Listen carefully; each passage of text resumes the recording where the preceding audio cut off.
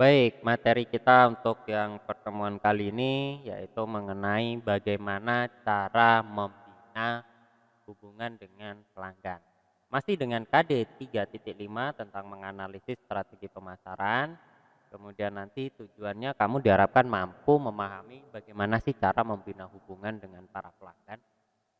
Dengan materi kita itu membina hubungan dengan pelanggan di berbagai media.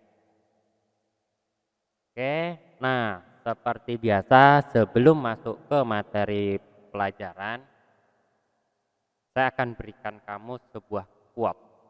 Dan quote untuk hari ini adalah, pribadiku adalah urusanku, jika kamu merasa aku kotor, sebentar, aku mandi dulu. Sebuah quote yang sangat unfaedah sekali. Oke, kita lanjut. Materi kita bagaimana cara membina hubungan dengan pelanggan melalui berbagai media. Nah, yang pertama, untuk membina hubungan dengan para pelanggan itu yang mesti kita lakukan adalah penuhi dulu semua janji perusahaan. Jadi, perusahaan kita awalnya itu punya janji apa? Misalkan memberi diskon. Maka pastikan diskon yang dijanjikan ini terpenuhi. Nih, kalau awalnya memang ada diskon, kalau beli 10 unit dapat diskon 5%, pastikan pelanggan dapat diskon. Oke. Lalu free ongkir misalnya, kita ada layanan free ongkir. Benar-benar kita wujudkan bahwa memang ada layanan itu. Jadi semua yang diberikan. Kemudian yang sering bermasalah itu di bagian garansi. Karena garansi ini di satu sisi juga sulit untuk dibuktikan apakah memang barang itu rusak atau kesalahan dari si konsumen. Nah, tapi jika memang benar-benar kita itu barang kita yang bermasalah, ya pastikan kita memenuhi janji kita untuk memberikan garansi. Jadi hal-hal semacam inilah yang perlu diperhatikan. Oke, berikutnya yang kedua yang harus dilakukan adalah berikan informasi kepada pelanggan. Informasi tentang apa? Yang pertama, pelanggan itu butuh informasi mengenai penjualan. Dari info produk, harga, layanan, ini semuanya berikan. Jadi kalau kita jualan online, pastikan di website, di deskripsi produk-produk kita nih ada info-info ini. Fungsi barangnya nih untuk apa, warnanya apa aja, harganya berapa, terus fiturnya apa saja, layanan yang bisa diberikan dari produk itu. Ini semuanya cantumkan. Setelah ini kemudian pengirimannya. Di bagian pengiriman ini, kalau kita perhatikan kayak di Shopee, Lazada, Topet itu, konsumen bisa melakukan yang namanya tracking. Jadi, barang saya sekarang sudah sampai mana nih? Oh, sekarang lagi di pelabuhan. Oh, udah sampai Pekanbaru, berarti nanti sore udah nyampe rumah nih. Nah, udah mulai nih khawatir. Jam berapa ya kurirnya datang? Lalu jangka waktu. Jadi kalau dari Jakarta ke Pekanbaru nih berapa hari gitu kan pengirimannya. Biayanya juga berapa. Ini juga perlu dicantumkan. Ini informasi yang dibutuhkan oleh para konsumen dan semuanya ini wajib kita penuhi. Karena dengan begitu nantinya konsumen jadi merasa lebih mudah mendapatkan info. Lalu yang ketiga untuk bagian informasi ini adalah keluhan dan penggantian. Jadi kalau ada komplain, ini urusannya sama komplain nih. Misalkan barangnya salah kirim atau salah warna. Bagaimana proses penggantiannya? Kalau ada yang kecewa, keluhannya itu kemana? Mereka mau ngeluhnya ke siapa? Ada nggak tempat menyampaikan? Ini perlu disiapkan sebagai pedagang online. Lalu berikutnya, yang ketiga itu memberikan layanan pribadi. Layanan pribadi ini maksudnya kita dalam belanja, dalam berbisnis, dari sudut pandang konsumen, mereka butuh yang namanya customer service. Saya pengen tanya-tanya langsung nih ke siapa ya? Nah, disiapkan. Kamu harus punya customer service. Kalau bisa kamu handle sendiri nggak apa-apa, kalau nggak bisa terpaksa gaji orang. Kemudian pengaduan, ini penting. Kalau ada masalah ngadunya kemana? Kalau ada komplainan ke siapa, ini juga perlu disiapkan. Jadi kalau di Lazada itu ada form untuk pengisi pengaduan, kemudian ada customer service-nya, ada yang bisa membantu. Teknisi ini kalau usaha kita berupa misalkan jasa jual beli aplikasi atau jasa peralatan elektronik, siapa yang bisa membantu memperbaiki kalau ada masalah, ini teknisinya, ini dibutuhkan sekali. Kemudian konsultasi, ini konsumen tuh juga butuh, dia mau tanya-tanya, bagusnya yang mana ya? Kalau saya mau butuh yang bisa begini-begini, cocoknya pakai yang apa? Kalau mau beli AC misalkan, rumah saya listriknya cuma 1.300, saya cocoknya pakai AC yang mana ya? Maka sarankanlah AC yang hemat energi. Seperti itu. Itulah fungsi dari konsultasi. Berikutnya, memberikan perubahan pada situs. Perubahan yang dimaksud di sini apa saja? Yang pertama dari sisi website. Pastikan website itu user friendly. User friendly itu maksudnya mudah digunakan. Kemudian responsif. Kalau dibuka tuh nggak lelet. Nah, kalau sekarang sih sudah lumayan kenceng, tapi kamu bisa bandingkan aplikasi Tokopedia sama Shopee, itu Tokopedia lebih responsif. Di websitenya juga seperti itu. Oke, lalu berikutnya setelah dari websitenya yang mobile. Jadi ini yang aplikasi yang tadi saya sebutkan bahwa antara Shopee dan Tokopedia itu lebih responsif Tokopedia. Shopee itu lebih lebih lemot.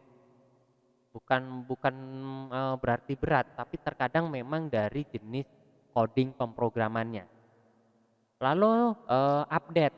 Nah, kita perlu melakukan update dari website, dari aplikasi. Temanya diganti, Tokopedia sebelumnya logonya nggak seperti itu, diganti. Shopee ada penambahan fitur, ada pay later sekarang, ada apa gitu. Nah, update-update seperti ini nih dinantikan oleh para konsumen. Lalu yang terakhir yaitu maintenance atau perawatan. Perawatan ini berhubungan dengan supaya tidak ada pembobolan data-data pribadi para pelanggan, dicegah dari hacker. Nanti siapa tahu juga masih ada bug. Bug itu adalah error. Misalnya kalau mau klik pesan sekarang malah error. Gitu. Ini ini namanya bug seperti itu. Itulah yang harus dilakukan dari sisi perubahan pada situs. Berikutnya memberikan banyak saluran layanan. Saluran yang dibutuhkan itu diantaranya chat. Kolom chat ini penting nih.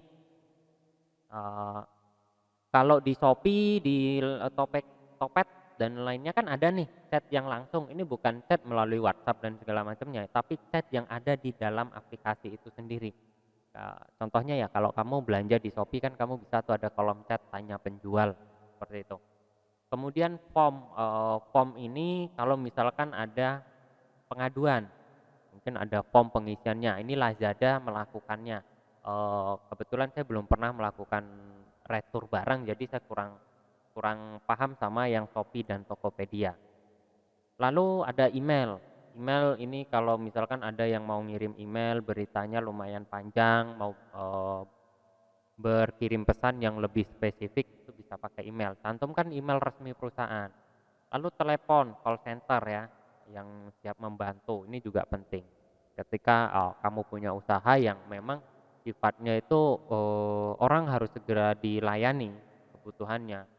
Ini biasa kalau orang yang jualan aplikasi, aplikasi untuk kasir, nah, dia call centernya ini wajib cepat nih. Begitu ditelepon dia harus segera datang karena nggak mungkin orang lagi mau bayar terus tertunda seperti itu. Nah, yang terakhir itu adalah sosmed. Sosmed ini mereka juga butuh info-info tambahan dari sosial media. Kita juga sudah sering bahas apa sih fungsi keuntungan dari sosial media itu.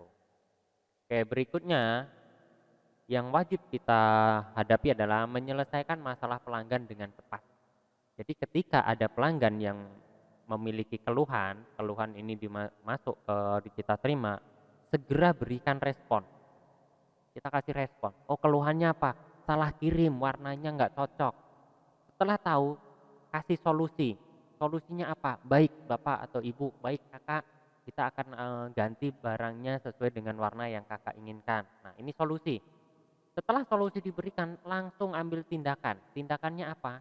Kasih dia POM atau kasih dia apa, alamat, silakan dikirim balik barangnya di sini, nanti setelah barang sampai kita akan berikan penggantinya. Nah, itu tindakan.